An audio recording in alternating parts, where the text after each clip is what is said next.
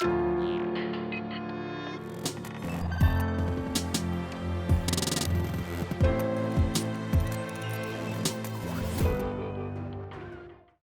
moment émouvant d'être là. On a tellement imaginé, anticipé, appréhendé, préparé ce moment. Et voilà, nous y sommes. C'est le début, le premier jour d'ISEA 2023, Symbiosis.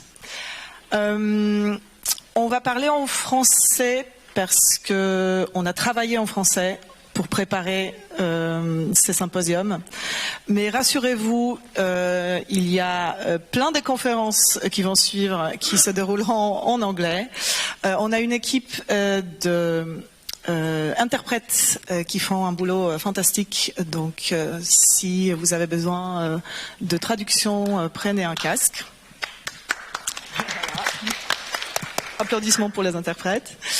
Moi je suis donc Clio Krajewska, je suis directrice de production de cette édition d'ISEA. Avec moi Emmanuel Mahé, les responsables de la programmation académique du symposium, et les deux co-chairs, Elena Papadaki et François-Joseph Lapointe. Maria Petekuka n'a pas pu être là avec nous, n'a pas pu venir pour être là avec nous ce matin à cause d'un petit souci de santé. On espère qu'elle va pouvoir arriver les prochains jours. Donc voilà, nous démarrons cette petite table ronde un peu en avance. Comme ça, on a peut-être un peu plus de temps. On va voir. On s'était dit qu'on lançait ce symposium avec quelques mots sur la symbiose, parce que c'était les mots qui guidaient dès le début la réflexion et qui a structuré aussi les choix qui ont été faits. Donc voilà, c'est la symbiose. Alors je vais peut-être commencer par expliquer pourquoi on avait proposé cette thématique. Alors c'est à l'initiative de Niels Azosmanov du Cube, il y a 4 ans, effectivement, quand on avait répondu à l'appel à candidature pour organiser ISEA. Le terme de symbiose nous paraissait effectivement pour le coup assez large, parce qu'en fait les thématiques d'ISEA doivent être relativement larges, et l'objectif n'était pas de faire un colloque sur la symbiose, bien sûr, parce que c'est un concept scientifique que nous sommes attachés en fait à déconstruire, mais je pense que François-Joseph et Elena le diront tout à l'heure. Mais c'était en tous les cas un point de départ pour que ce soit un fil conducteur, pour plusieurs raisons. Première raison, c'est celle que j'évoquais tout à l'heure, c'est-à-dire qu'en fait la création d'écosystèmes est un élément tout à fait important pour que les activités de recherche-création puissent se développer dans le cadre des écoles d'art, des universités, mais aussi des musées, des structures culturelles et tout type de collectifs, y compris des collectifs non institutionnels en quelque sorte. Donc la symbiose, comme l'expliquait tout à l'heure Emmanuel Tiplou, c'est aussi l'articulation entre deux entités qui sont bénéfiques l'une à l'autre. Alors bien entendu, ce qu'évoquait Niels aussi, il y a des symbioses parasitaires. Il ne faut pas oublier que les concepts qu'on utilise sont en fait des métaphores. La notion de symbiose vient des sciences naturelles, mais la question de l'écosystème aussi, c'est-à-dire que la notion d'écosystème a été inventée, je crois, dans les années 1920 et a fait l'objet d'une parution, d'une publication en 1925. Et donc il faut toujours se méfier bien sûr des métaphores, mais en tous les cas voilà, c'était le point d'origine. Et vous avez probablement vu dans l'appel à candidature, pour ceux et celles qui ont répondu, on avait 3 niveaux, 3 sous-thématiques. La symbiose, j'allais dire à l'échelle individuelle. Qu'est-ce que seraient en fait des individus symbiotiques? Bien sûr à l'ère des nouvelles technologies, mais de manière beaucoup plus large aussi, toutes les transformations en termes juridiques, de droit et démocratiques. Les questions de la symbiose se posent aussi à cet endroit sur des individus symbiotiques. Mais quand on monte un peu en échelle, on se pose la question donc des écosystèmes et donc des organisations symbiotiques, c'est-à-dire une échelle un peu plus moyenne. Et une 3e sous-thématique, on avait décidé de la mettre en place parce qu'elle était beaucoup plus large et non restrictive, la question des imaginaires symbiotiques. Et l'objectif en fait était de proposer un fil conducteur de cette session jusqu'à ce qu'on invite nos co-chairs, donc c'est le comité de programmation qui a élaboré cette programmation à partir des évaluations du jury académique. Donc là, je tiens aussi à remercier toutes les personnes qui se sont attachées en fait à évaluer les différents articles, les papers, les workshops, les tables rondes, enfin tous les formats existants. Donc c'est presque 150 personnes qui ont œuvré pour faire une première évaluation, et c'est sur la base de cette évaluation que nous avons opéré une programmation. Et donc je peux peut-être laisser la parole à François Joseph pour rebondir sur la question de la symbiose, parce que c'était un travail pour le coup symbiotique entre nous. Alors la métaphore est toujours assez simple, mais je crois que c'était le cas, et Elena en parlera tout à l'heure. Oui, merci. Mon micro fonctionne? Oui, merci Emmanuel de l'invitation. De manière assez ironique, je suis ici devant vous aujourd'hui, alors que à chaque fois que j'ai soumis une proposition, qu'elle soit artistique ou scientifique à ISEA, j'ai toujours été boulé et rejeté. Donc voilà, message aux jeunes, il y a toujours une solution, et tout vient à point à qui sait attendre. Donc merci de cette invitation. Le travail a été effectivement très intéressant de travailler de manière symbiotique. Effectivement, oui, le yaourt est symbiotique, et j'irais même un peu plus loin en disant que la symbiose étant une association biologique durable et profitable entre deux entités biologiques, le parasitisme, d'un point de vue purement scientifique, ne fait pas partie de la symbiose. Mais je pense que le terme de symbiose est beaucoup trop restrictif, et d'un point de vue scientifique, on utilise maintenant le terme plutôt de dolobiose ou dolobionte, avec la quantité de bactéries qui vivent sur nous, autour de nous, à l'intérieur de nous. Quand on parle de symbiose art et science, on en a parlé, il faut peut-être ajouter société aussi. Quand on parle de recherche-création, il faut peut-être ajouter le public aussi. Vous êtes là, donc on ne fonctionne pas en vase clos. Donc je pense que l'exercice qu'on a fait ensemble avec Emmanuel, Maria, Elena, Clio et moi-même, c'est d'essayer d'éclater ce concept-là, d'éclater les thématiques qui, à la base, étaient organisation, individu et imaginaire symbiotique dans une programmation que vous avez ici aujourd'hui.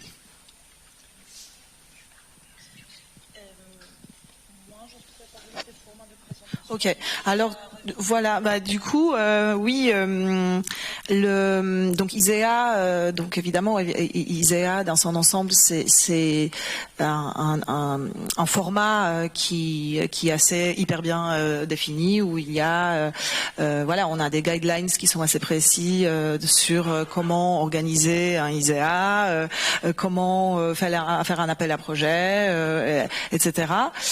Mais ça laisse quand même une certaine liberté et une nécessité même en fait de faire un certain nombre de choix. Et ces choix-là ont été faits justement en symbiose entre nous.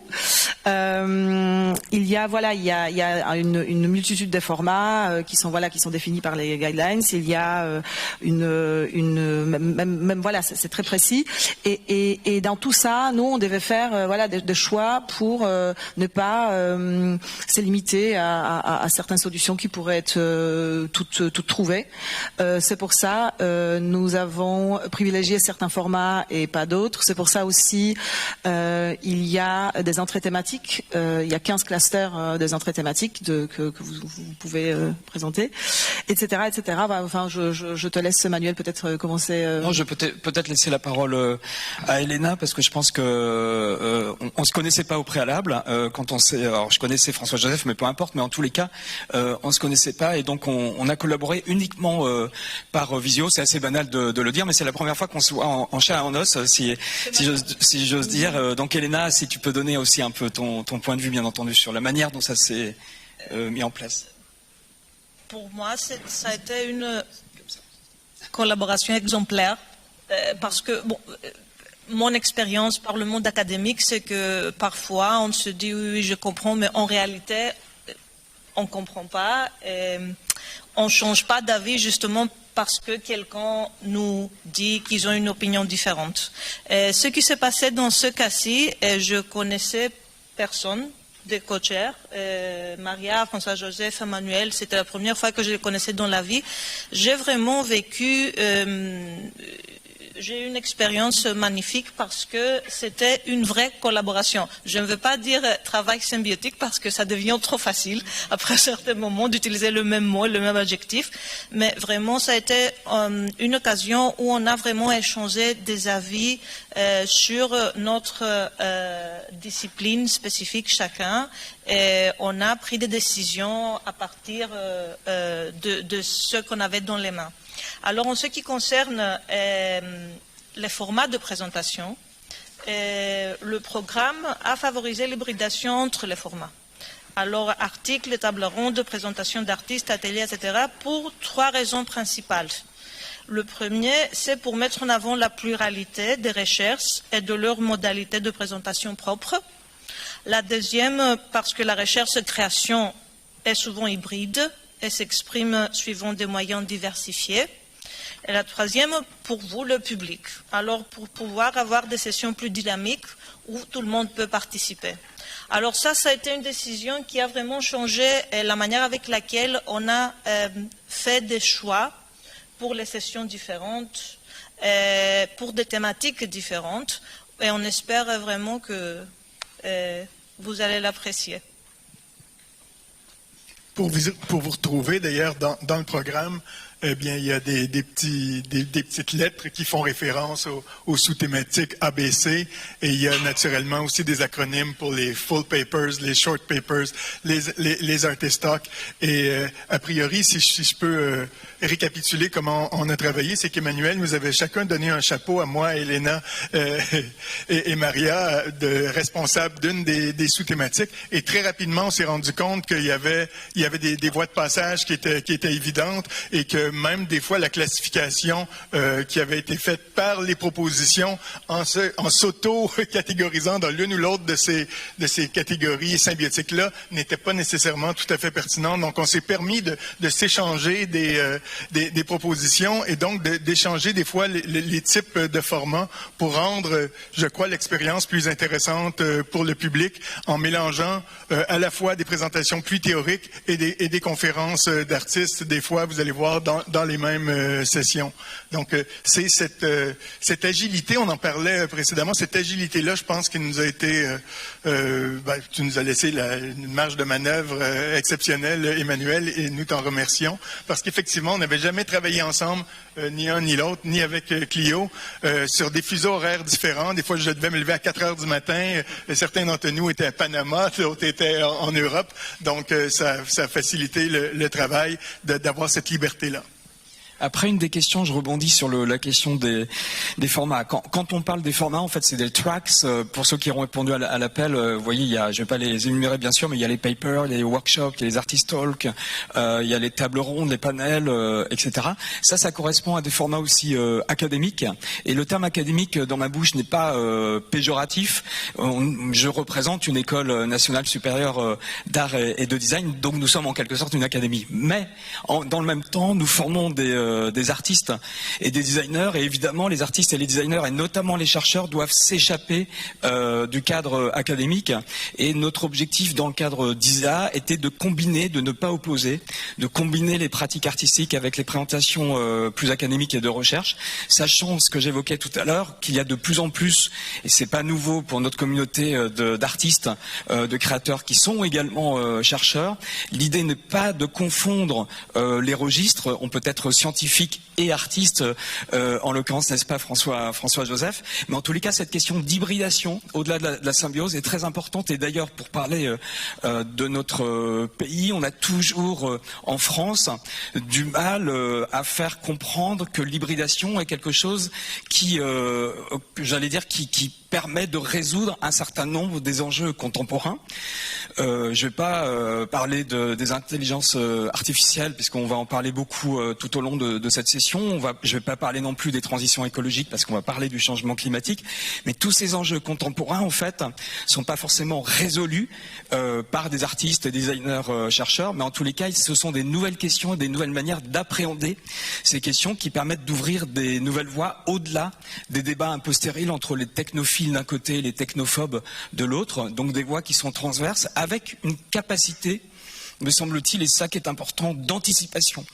Quand on regarde l'histoire des arts électroniques depuis les années 50 et bien entendu bien au-delà, mais si on se limite aux années 50, années 60, eh bien il y a un certain nombre d'artistes qui ont anticipé non seulement des dispositifs techniques, mais aussi des usages sociaux de ces dispositifs techniques. Je pense par exemple un certain nombre, évidemment, des artistes connus comme Nam June Paik, mais aussi des artistes comme Wolf Vostell et d'autres artistes des années 60. Quand on regarde leurs œuvres, il y a une forme de préfiguration.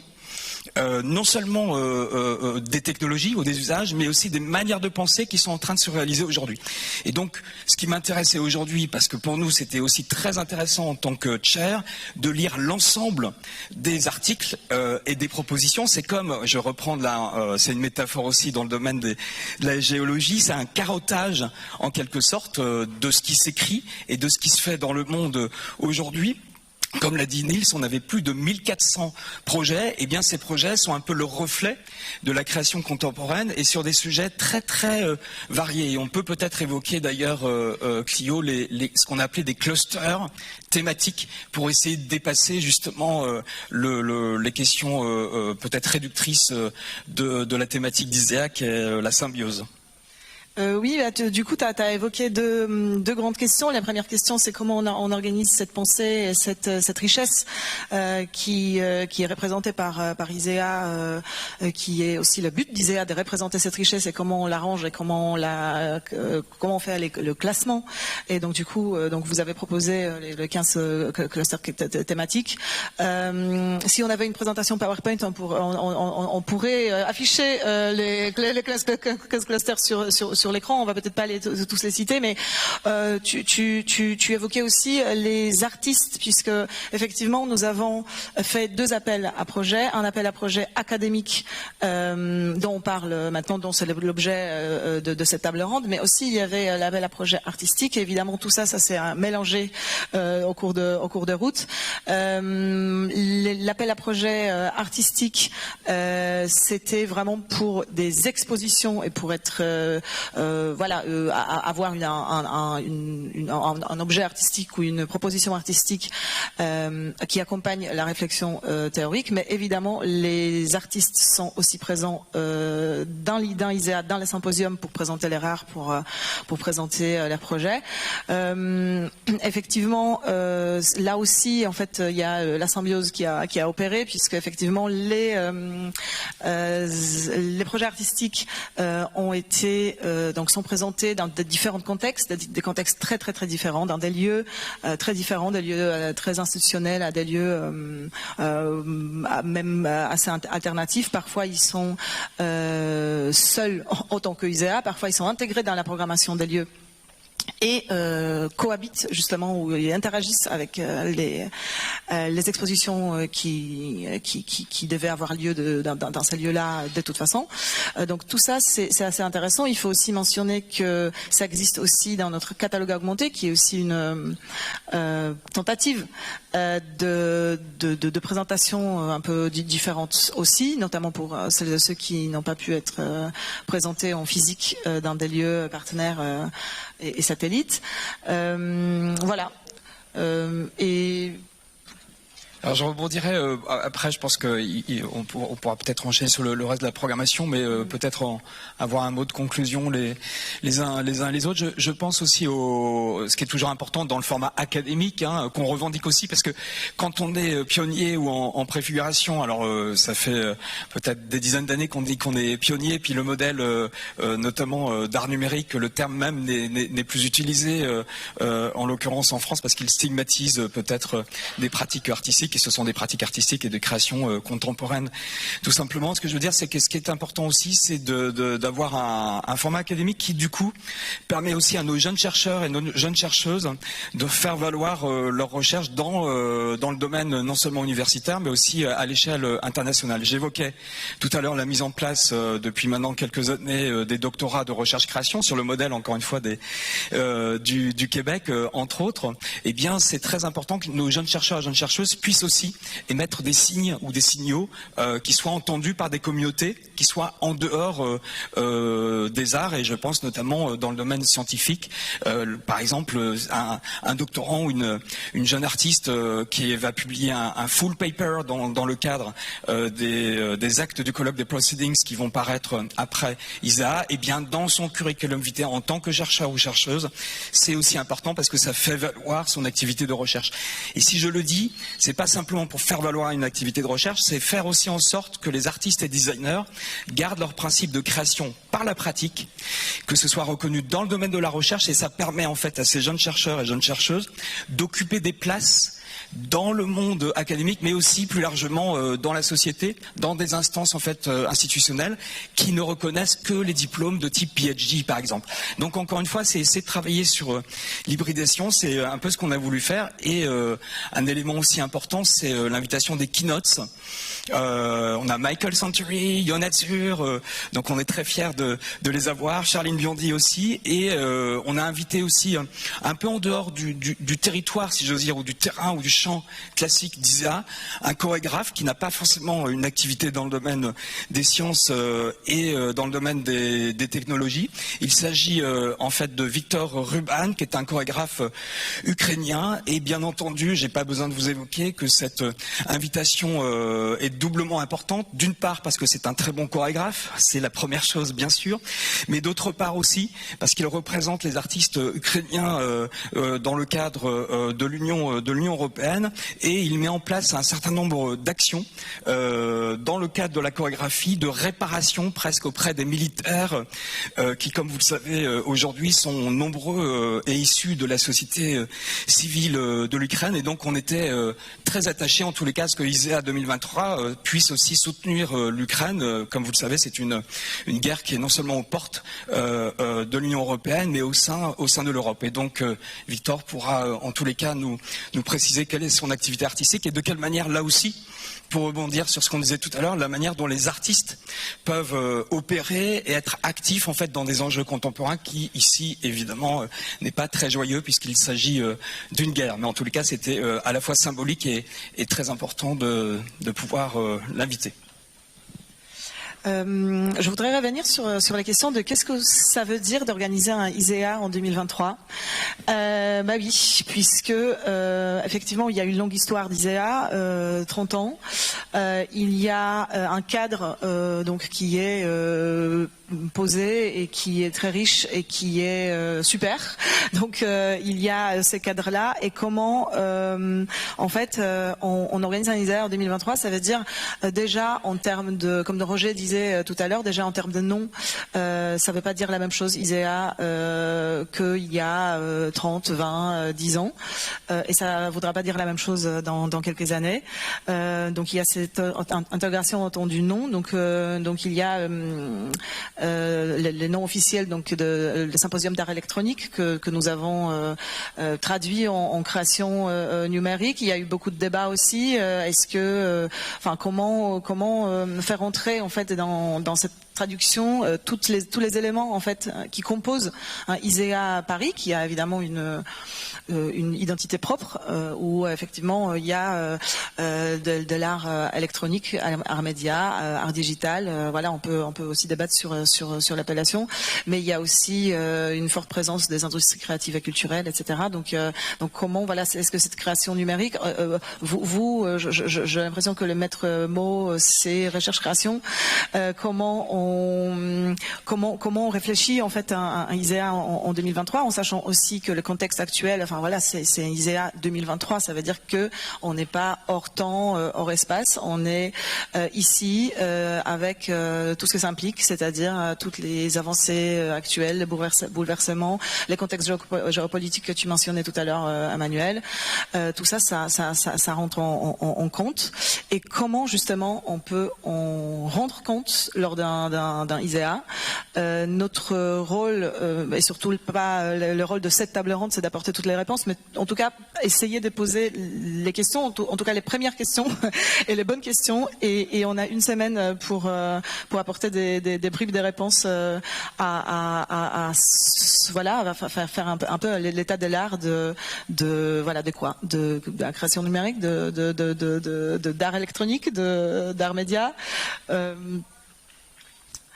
Voilà, je pose ça là, comme ça. Et Mais peut-être que, Elena, tu peux répondre, parce qu'on parle beaucoup d'art numérique, etc., mais il y a de la biologie, il y a beaucoup de choses qui vont être évoquées pendant ISEA.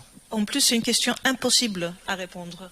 Voilà, il n'y a pas vraiment de réponse. Moi, ce que je vois, ce que je voudrais avoir dans un symposium comme ISEA, c'est de voir précisément qu'il n'y a plus de barrière entre ce qu'on appelle présentation académique et recherche-création, ou comme il dirait en anglais, il y a beaucoup de terminologies différentes, mais practice by research, research-based practice, practice-based research, c'est des termes différents qui signifient quelque chose, et vraiment pour moi, c'est juste que cette manque de barrière est symbiotique, pardon, encore une fois je le fais, est très positif pour le futur des arts. Je ne vais même pas dire numérique, ça pourrait être n'importe quoi, ça pourrait être l'art numérique et interactif et une installation en même temps.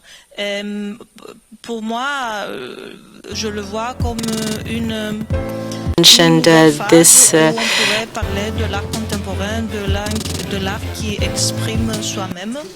Cost of carbon. We designed this to interesting in your work.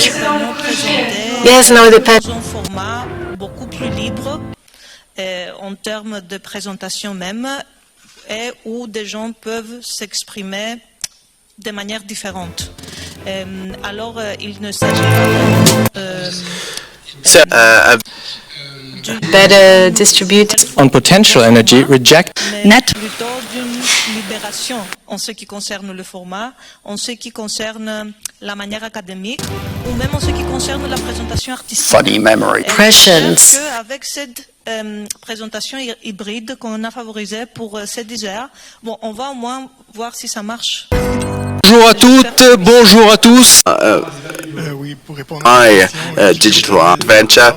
Well, so this Emmanuel, second artist, we are on the one hand an historical place where we're trying to disseminate cinema, movies, video games, but it's also And for art, science, how this came together. Thank you. bien sûr climatique. Audience live in Organiser un congrès post-pandémie, celui à Montréal était uniquement